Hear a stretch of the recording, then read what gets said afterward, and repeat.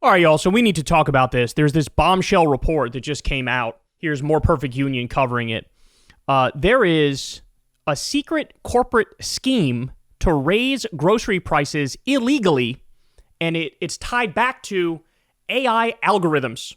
They are using AI algorithms to illegally price gouge you and rip you off, and they're being deceptive about it, and they're basically hiding that fact. So let's take a look at this, and we'll break it down. The holy grail for a long time has been, what if we could charge every single person the maximum amount that we know they're able to or willing to pay? They know things about us that we don't know. They're smarter than us, and we're training them in a way that is incalculable. Walk into any grocery store, and on average, everything is about 30% more expensive than it was in 2020. Inflation, supply chains, tariffs. We've heard it all. But what if something else is happening? Something intentional? What if someone is charged $2 for these eggs, but another person is charged $2.40 at the same exact store? And it's pushing prices up.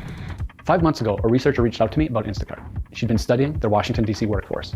Different pay for nearly identical work. Her question: if they do this to workers, what about consumers? Before joining More Perfect Union, I worked in grocery pricing, so I agreed to help investigate. The problem? It wasn't easy to test. Grocery prices change all the time, for legitimate reasons. Receipts you can't compare. If we wanted to do this, we'd need a team. A researcher, community organizers, other journalists, and most importantly, regular people who care. Lots of them. 5 months of digging. What we found is bigger than Instacart. Yes, inflation is real, but something else has been pushing prices higher this whole time. There's a system, one that grocery stores and tech companies built together. It learns from every purchase. It's not just online. It's in the physical stores you walk into, with the primary goal: maximize profit. Day by day, it's moving billions of dollars, one penny at a time. Here's how we uncovered it, how it's turning the grocery business into a goldmine, and why, without regulation, your grocery bill may keep climbing no matter what happens with inflation. I'm now going to ask you to take out your phone, and we're going to get started with shopping for 20 items at the Safeway. This is Katie Wells. She's the director of research at Groundwork Collaborative. She's the one who reached out. The plan was pretty simple. Get everyone in a room, open up Instacart, select the same store, same items, on phones and computers. Select pickup to remove any delivery calculations, and write our basket totals down on a note card. All to test a simple question. Were shoppers being charged different amounts for the same exact item at the same exact store and time? Congratulations, guys. You have finished the test. First, we all shared our cart totals.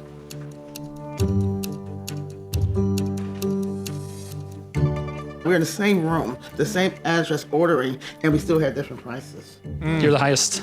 I'm not surprised. What I've come to understand is that a lot of things that we do online is predicated on algorithms. Different totals. There's plausible explanations. Promotions, user error, app issues. But if the items themselves had different prices, that's something else. The items had upwards of 3 different prices offered. Katie analyzed the data. The greatest difference was about a 70-cent spread. For eggs, the prices varied from $4.59 to $4.69 down to $4.28. By the way, let me just point out real quick, a record-breaking number of people are now using Klarna, buy now, pay later, for food, for groceries. And this is at the same time they're using AI algorithms to price gouge you illegally, by the way, totally illegally. It was a 41-cent span. One store, one moment in time. It's a small sample size. This could be a fluke.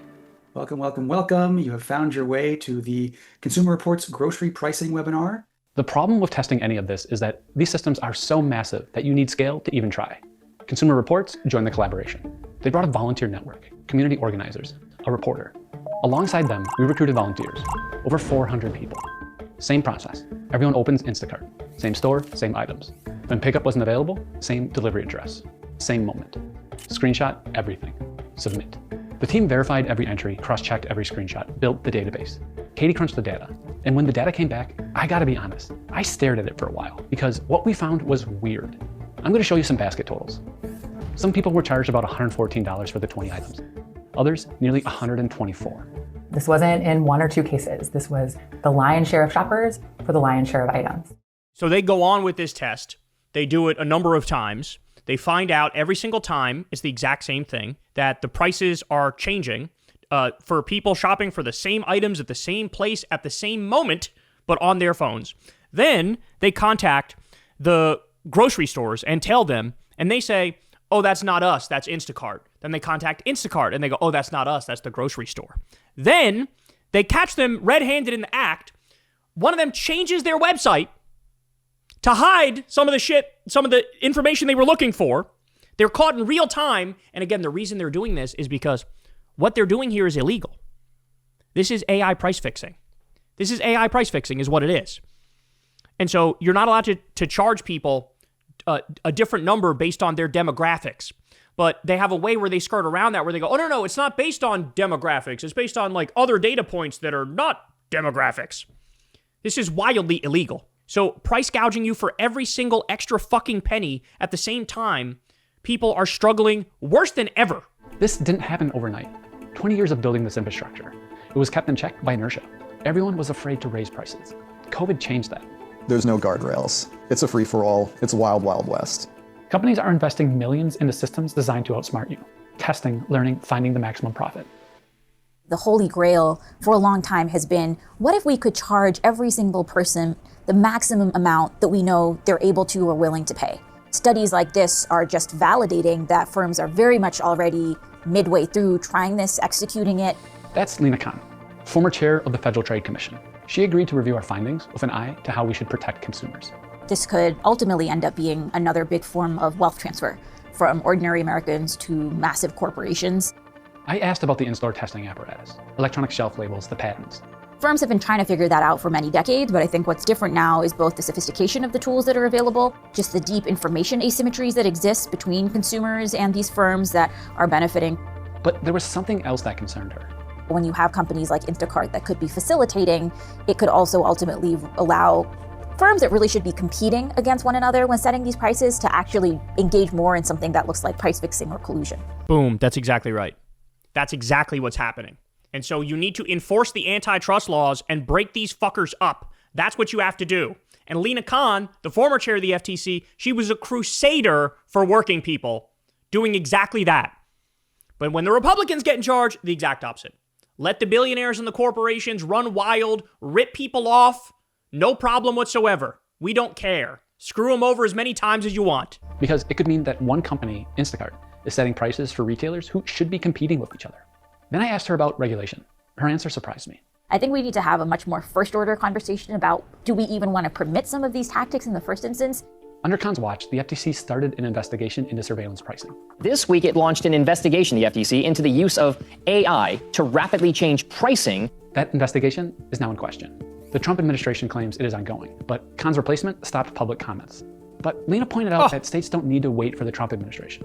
The steps we've seen, even from states like California and New York, to ban certain types of... New York bans AI-enabled rent price fixing. Yeah, that was a big story. I remember we covered that story. More Perfect Union covered that one as well, about the AI rent price fixing scandal. So the states have to take action because the federal government is not here to support us. They're here to, suck off the billionaires and the fascists and the warmongers. Algorithmic price fixing in areas like housing and rents, for example, I think are extraordinarily important steps.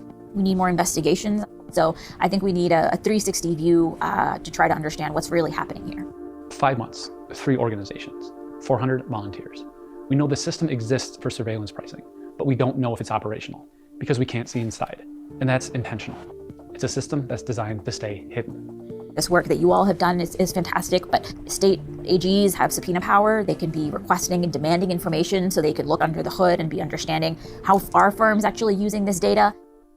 Well, you need to understand is this is all happening because billionaires want to squeeze every single fucking penny they possibly can out of you. That's why this is happening. And as soon as people realize that, they'll wake up and understand that the problem in your life is not the immigrant, it's not the trans person, it's not the black person, it's not the gay person, it's not anybody that's part of a persecuted minority community. They're not the problem. The problem are the billionaires. The problem are the billionaires. And until you get mad at the right minority, nothing will change. That's the bottom line. This is great work here from More Perfect Union. And, man, states better crack down on this immediately. I would say DC should, but as we all know, it's the Republican death cult, the MAGA death cult that's in control, and they love this. So we need the states to take action right now and start cracking down on this stuff because, like I said, Klarna, buy now, pay later, people are using that for Christmas presents, people are using that for groceries, and this is totally unsustainable. And meanwhile, all we're doing is marching in the wrong direction where they're trying to charge you more and more and more and ruin your fucking life. Hey, y'all, do me a favor and like and subscribe. It helps out big time in the algorithm. Click the bell as well for notifications when videos drop. And watch that video on screen right now. You know you want to.